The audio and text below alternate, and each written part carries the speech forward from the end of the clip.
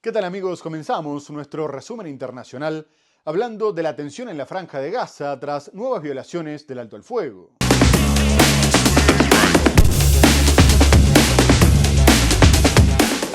Y vamos a comenzar el programa hablando del conflicto en Medio Oriente.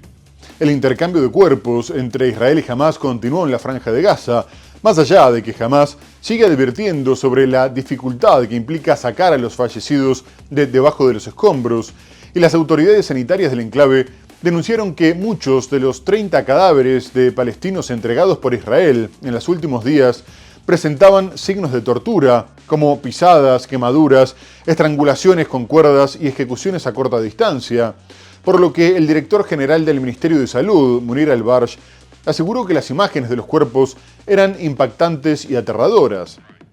A su vez, Israel volvió a violar el alto al fuego, disparando con tanques contra Han Yunis, al sur del enclave, mientras que se reportaron otros incidentes que dejaron por lo menos 5 muertos, por lo que ya eran casi un centenar desde que la tregua entró en vigor, a los que se sumaban cientos de heridos, aunque vamos a ver que la situación siguió empeorando. No obstante, más allá de estas acciones que ponen en riesgo el acuerdo, el secretario de Estado norteamericano Marco Rubio aprovechó su viaje a Israel para mostrar su optimismo con respecto al mantenimiento de la tregua y facilitar un próximo despliegue de una fuerza internacional en Gaza, afirmando que había varios países que estaban dispuestos a mandar tropas, aunque tendrían que tener el visto bueno de Israel. Y poco más tarde, el ministro de Exteriores israelí, Gideon Sa'ar, descartó la participación de Turquía, que ha acogido a varios líderes de Hamás. Además, Rubio se refirió a la posible ampliación de los acuerdos de Abraham para que más países árabes normalizaran sus relaciones con Israel, y agregó que estaban planeando algo grande en ese sentido. El secretario de Estado estadounidense Marco Rubio se mostró optimista con el despliegue de fuerza internacional en Gaza y el mantenimiento del alto el fuego entre Israel y Hamás.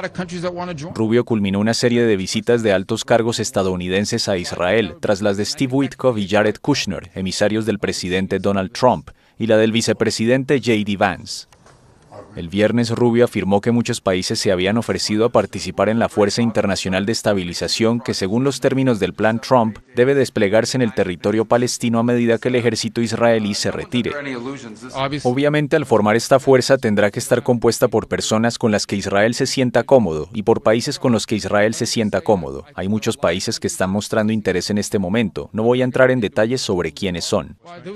Durante su visita el viernes al Centro de Coordinación Militar Civil, el organismo encargado de monitorear el alto el fuego bajo supervisión estadounidense en Kiryat Gat, en el suroeste de Israel, Rubio mencionó una posible ampliación de los llamados Acuerdos de Abraham. Varios países árabes, Emiratos Árabes Unidos, Bahrein y Marruecos, normalizaron sus relaciones con Israel en 2020 a raíz de estos acuerdos.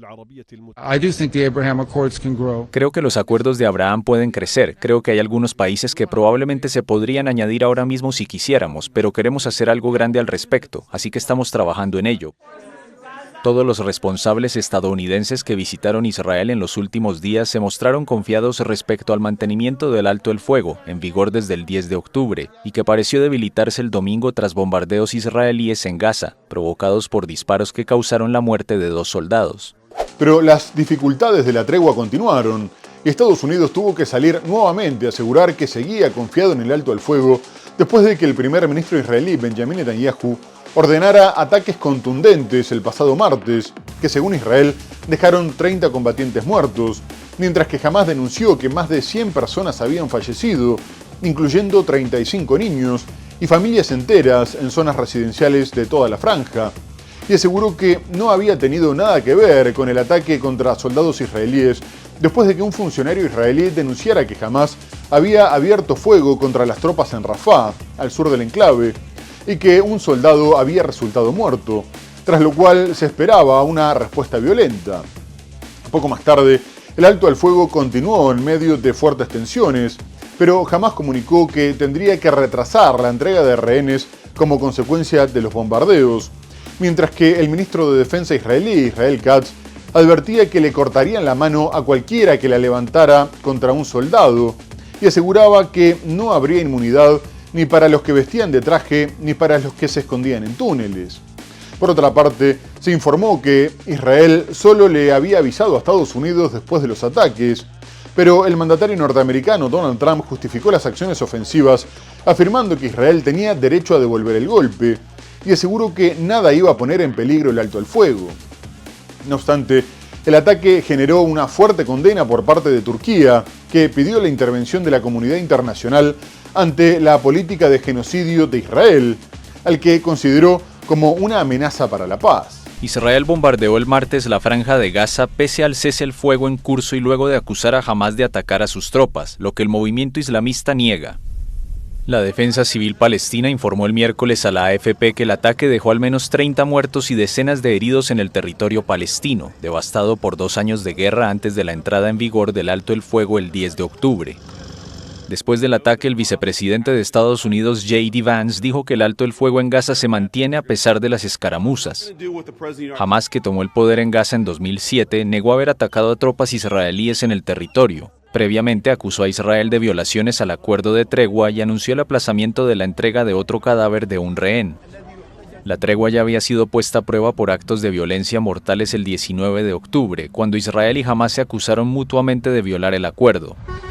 El martes, el primer ministro israelí Benjamin Netanyahu ordenó al ejército realizar de inmediato bombardeos en la Franja de Gaza, según indicó un comunicado de su oficina, sin dar más detalles. La portavoz del gobierno, Shosh Bedrosian, afirmó previamente que todo se lleva a cabo en plena coordinación con Estados Unidos, con el presidente Trump y su equipo. Estados Unidos, aliado de Israel, ha amenazado varias veces con aniquilar al movimiento palestino si no cumple su compromiso de entregar a todos los rehenes. Esto luego de que Israel denunciara que los restos recibidos el lunes pertenecían a Ofir Sarfati, un rehén cuyo cuerpo fue rescatado parcialmente por el ejército israelí a finales de 2023. Puedo confirmar que Hamás cavó un hoyo en la tierra, puso restos parciales de Ofir adentro, los cubrió con tierra y los entregó a la Cruz Roja. Y otra cuestión que puede afectar el acuerdo son las intenciones de Israel sobre Cisjordania, dado que el Parlamento avanzó en la anexión del territorio ocupado, votando a favor de considerar 2 proyectos para extender su soberanía sobre la región. Poco más tarde, Hamás condenó las pretensiones de Israel, afirmando que el proyecto era nulo e ilegítimo y no cambiaría el hecho de que Cisjordania era tierra palestina en virtud de la historia, el derecho internacional y la opinión consultiva de la Corte Internacional de Justicia. España publicó un comunicado similar y los gobiernos de Arabia Saudita y Turquía se unieron a las condenas, sosteniendo que la anexión no tendría validez legal, ya que iba contra el derecho internacional. E incluso el secretario de Estado norteamericano, Marco Rubio, se pronunció en contra de la decisión del Parlamento, advirtiendo que podría amenazar el acuerdo de paz, una postura que posteriormente confirmó Donald Trump, que dijo que Israel no iba a hacer nada con Cisjordania porque sabía que perdería todo el apoyo de Estados Unidos, y recordó que les había dado su palabra a los países árabes. Por su parte, el vicepresidente J.D. Vance afirmó que se había sentido insultado por la maniobra del Parlamento, que consideró como puramente simbólica y que incluso si solo se trató de un truco político fue una acción estúpida. Y tras las amenazas de Estados Unidos, el primer ministro israelí Benjamin Netanyahu aseguró que las votaciones se habían tratado de una provocación deliberada de la oposición, a pesar de que tuvieron el apoyo de varios de los miembros de la coalición de gobierno, sobre todo de la extrema derecha, aunque muchos de ellos se terminaron retractando, reconociendo que no era el momento apropiado. En medio de la tregua en la Franja de Gaza, la atención internacional se traslada a Cisjordania ocupada. Tras décadas de colonización ilegal, según el derecho internacional, Israel avanza en formalizar en su legislación nacional la anexión total de este territorio palestino. Una línea roja para Donald Trump, según insistió en una entrevista publicada este jueves en la revista Time. Le dijiste a Netanyahu que no le permitirías anexar Cisjordania. Todavía hay fuerzas en su coalición que presionan para ello. Me pregunto cuáles serán las consecuencias si siguen adelante. No sucederá, no sucederá, no sucederá porque di mi palabra a los países árabes y no puedes hacerlo ahora. Hemos tenido un gran apoyo árabe. No sucederá porque di mi palabra a los países árabes. No sucederá. Israel perdería todo el apoyo de Estados Unidos si eso sucediera. Un apoyo diplomático, militar y económico imprescindible para el gobierno israelí, y que repetidamente sitúa al primer ministro Benjamin Netanyahu en un delicado equilibrio entre la presión interna de los colonos de su coalición para avanzar sin freno con la ocupación y los intereses de Estados Unidos en la región. A su vuelta de un viaje de Israel, el vicepresidente de Estados Unidos, J.D. Vance, criticó una reciente votación en el Parlamento israelí sobre la anexión de la Cisjordania ocupada, diciendo que va en contra de la posición de la administración Trump. It was purely symbolic. I mean, look, if it was a political stunt, it was a very stupid political stunt, and I personally take some insult to it. The West Bank is not going to be annexed by Israel. The policy of the Trump administration is that the West Bank will not be annexed by Israel. Y ahora vamos a dejar Medio Oriente para hablar de la guerra en Ucrania. Poco después de haber suspendido los preparativos para una nueva reunión con Vladimir Putin, Donald Trump confirmó la imposición de nuevas sanciones a Rusia que apuntan sobre todo a las petroleras Rosneft y Lukoil por negarse a poner fin a la guerra en Ucrania y afirmó que eran muy severas, aunque esperaba que no duraran mucho. Poco después, la primera ministra ucraniana, Yulia Sviridenko, afirmó que el petróleo ruso daba combustible a su guerra, por lo que era el mensaje correcto y un paso hacia la paz.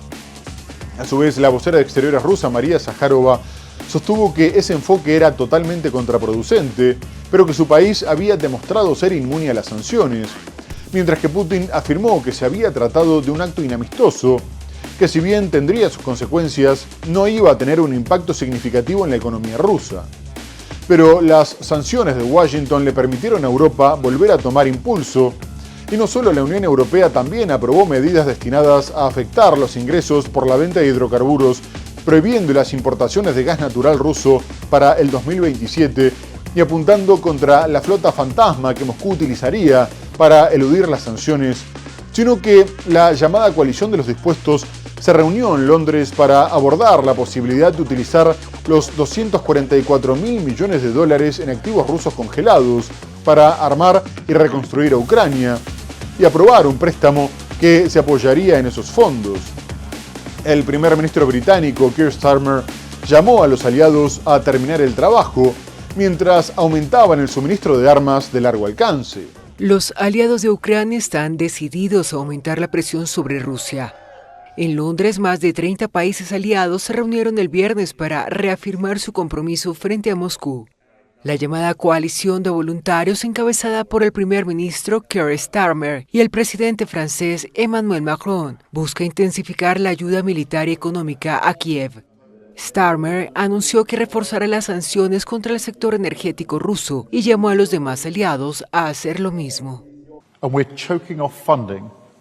Estamos asfixiando la maquinaria de guerra rusa y estoy instando a otros a tomar estos pasos también, a ir más lejos para reducir sus dependencias e incentivar a terceros países a dejar de comprar estos recursos contaminados. El Reino Unido fue el primer país en sancionar a todas las principales empresas petroleras rusas.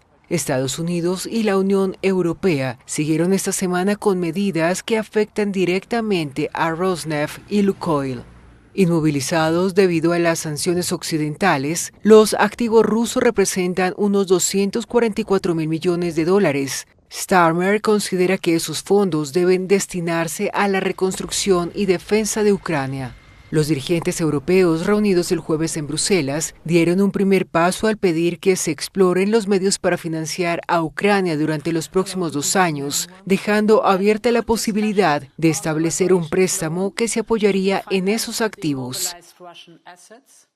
El presidente Volodymyr Zelensky, que llegó a Londres tras reunirse con el rey Carlos III en Windsor, insistió en que las palabras no bastan si no se traducen en acciones concretas. Y la carrera armamentística entre las potencias continuó con el anuncio de Rusia de que había probado con éxito un nuevo misil de crucero de propulsión nuclear llamado Burevestnik. Fue calificado como una respuesta al escudo antimisiles de Estados Unidos, que ya podría ser superado. El misil, que puede cambiar la trayectoria en el aire y es capaz de transportar una ojiva nuclear, recorrió una distancia de 14.000 kilómetros durante casi 15 horas de vuelo, aunque se aclaró que ese no era su límite, ya que algunos expertos de Estados Unidos consideran que podría permanecer en el aire durante varios días. Por su parte, Vladimir Putin destacó que se trataba de una pieza de armamento única que nadie más tenía, aunque reconoció que todavía tenían que construir la infraestructura necesaria para ponerlo al servicio de las Fuerzas Armadas, por lo que les quedaba mucho trabajo por delante. Algunos países occidentales afirmaron que el misil no representaba una capacidad que Rusia no tuviera antes y que su velocidad subsónica lo haría detectable, un análisis que podría no ser del todo cierto, dado que volaría a solo 50 o 100 metros de altura, mientras que Donald Trump criticó el lanzamiento, sosteniendo que Putin tendría que poner fin a la guerra en Ucrania en vez de desarrollar nuevas armas. Además, agregó que Estados Unidos probaba misiles todo el tiempo y que, como tenían un submarino nuclear frente a Rusia, sus armas no necesitaban tanto alcance. A su vez, el vocero del Kremlin, Dmitry Peskov, respondió que solo buscaban garantizar su propia seguridad ante la actitud belicista que veían sobre todo entre los países europeos. Una paz en Ucrania que lleva la contradicción por bandera. Mientras Trump pensaba reunirse con Putin en Budapest para hablar del futuro que le espera a Ucrania, Moscú anunció el domingo haber llevado a cabo una importante prueba balística. ¿Cuántos miles de kilómetros recorrió? 14.000. 14.000. ¿Y cuánto tiempo permaneció en el aire? Unas 15 horas. ¿Y ese no es el límite? No, no lo es. Tendremos que determinar qué es esto y a qué clase de arma pertenece este nuevo sistema.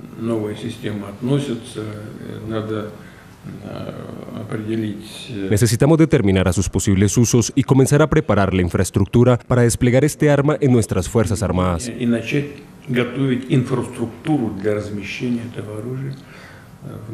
Entendido. Y a Trump no le pareció un movimiento lógico. Por cierto, tampoco creo que sea apropiado que Putin diga eso. Deberías poner fin a la guerra. Una guerra que debería haber durado una semana ya va por su 4º año. Eso es lo que deberías hacer en lugar de probar misiles.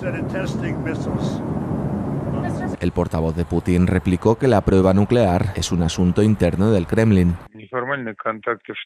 A pesar de nuestra total apertura al diálogo con Estados Unidos, Rusia y su presidente se guían por sus propios intereses nacionales. Siempre ha sido así, es así y seguirá siendo así. Un mensaje de Putin tan visual como emocional. El mundo entero sabe que puede divisar el denominado misil Burevestnik a las puertas de su casa, mientras Putin busca sentarse a una futurible mesa de negociación con los deberes hechos. Por otra parte, Bielorrusia también aumentó su tensión con la OTAN, después de que la vocera de este país confirmara que en diciembre ya tendrían operativos los misiles balísticos hipersónicos rusos Oreshnik, que se asegura que son casi imposibles de interceptar. A su vez, el presidente Alexander Lukashenko aseguró que la instalación de los misiles no era un acto de agresión contra los aliados, sino un recurso para garantizar la seguridad de su país ante una posible escalada, algo que ya hizo con la instalación de armas nucleares rusas en su territorio. Mientras tanto, Lituania comunicó que había cerrado su frontera con Bielorrusia, ya que acusó a su vecino de estar detrás de los globos que provocaron la cancelación de vuelos en el aeropuerto de Vilna. La primera ministra, Inga Ruginiege, dijo que los artefactos que habían violado su espacio aéreo se utilizaban para el tráfico de cigarrillos y otros objetos, y aunque no aclaró de qué manera serviría cerrar la frontera terrestre, informó que estaban preparándose para un cierre permanente. Además, considera el incidente como un ataque híbrido, por lo que le ordenó al ejército que derribara los globos, y afirmó que podrían decidir invocar el artículo 4 de la OTAN, en el que se convoca a los miembros para una sesión consultiva. A su vez, la presidenta de la Comisión Europea, Ursula von der Leyen, denunció un intento de desestabilización y destacó la importancia de aprobar el Plan de Defensa Europeo, que contempla la defensa con drones del espacio aéreo continental. A su vez, Lukashenko respondió que, si eran culpables, pedirían disculpas, pero que el cierre no iba a solucionar el problema de los globos. Lituania ha elaborado planes para cerrar indefinidamente su frontera con Bielorrusia, según ha declarado la primera ministra del país, Inga Ruginiene. Esto se produce después de que los vuelos en el aeropuerto de la capital se vieran repetidamente interrumpidos como consecuencia de múltiples avistamientos de globos utilizados para introducir cigarrillos de contrabando. Los globos provocaron cancelaciones, desvíos y retrasos de vuelos. El Servicio de Guardia de Fronteras del país decidió el domingo por la noche cerrar la frontera durante 24 horas. Un miembro de la Unión Europea colindante con un Estado no miembro, que tomó medidas drásticas ante sus incursiones aéreas. Lituania decidió cerrar su frontera terrestre con Belarus el domingo por el alto número de objetos voladores que cruzan su frontera, una medida que aparentemente no frenará dichos sobrevuelos. Por ello, von der Leyen aprovechó para insistir en el plan de defensa europeo. Es un argumento más a favor de la hoja de ruta de preparación y de las iniciativas emblemáticas que contiene, la iniciativa de defensa con drones que estamos llevando a cabo conjuntamente. El presidente Lukashenko, aliado de Putin, lamentó la decisión de Vilna de cerrar las vías terrestres hacia el país vecino. Si estamos seguros de que somos culpables, si nos convencen que es lo que están intentando hacer ahora, pediremos disculpas. Pero si hay globos con cigarrillos o cualquier otra cosa volando por ahí, supongo que es ahí donde hay que resolver el problema. Para Lukashenko no se trata solamente de globos, sino también de misiles. Minsk aceptó desplegar los Oreshnik del Kremlin, algo que puso, según apunta, nervioso al bloque europeo. Muy bien, amigos, tenemos que hacer una breve pausa comercial y enseguida regresamos para hablar de la gira por Asia de Donald Trump, de la tensión entre Estados Unidos y Venezuela y mucho más. No se vayan, ya volvemos.